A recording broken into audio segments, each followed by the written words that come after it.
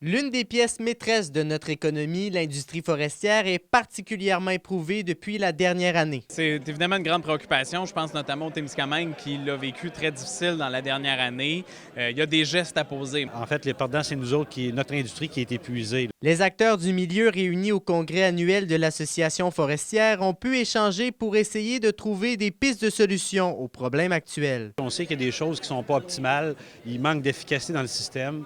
Donc, on attend cette modernisation du régime forestier. On l'a demandé, on l'attend avec impatience. Donc, ça, c'est un élément qui peut changer les choses. C'est une forme de prise de conscience qu'on doit en faire plus. C'est ça qu'on essaie de voir dans le message aujourd'hui, c'est que la sylviculture, on doit s'en préoccuper encore plus. Et il y a également la relation qu'entretient le gouvernement fédéral avec les États-Unis en matière de bois qui inquiète, d'autant plus que la future administration républicaine laisse planer la menace de nouvelles taxes. Que ce soit un gouvernement démocrate ou républicain du côté des États-Unis, ils ont posé des barrières et qui ne tient pas compte de la réalité du système québécois. Et ça, c'est très frustrant. Ce qui fait mal actuellement, c'est la taxe américaine où on doit payer une taxe. Cet argent-là est gardé en réserve à la frontière et on espère que dans ce conflit-là, on va pouvoir récupérer l'argent qui a été prélevé en taxes. Quant à la MRC d'Abitibi, elle demande au gouvernement Legault d'instaurer des mesures dans le but d'atténuer les impacts négatifs sur les travailleurs et les entreprises du territoire. Il est urgent d'agir, puis ce que la MRC d'Abitibi demande au gouvernement, c'est 5 grandes actions.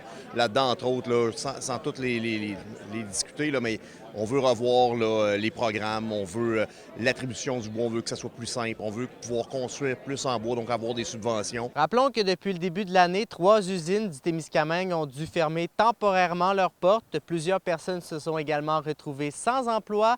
Les acteurs du monde de la foresterie espèrent trouver rapidement des solutions pour éviter que la situation s'aggrave.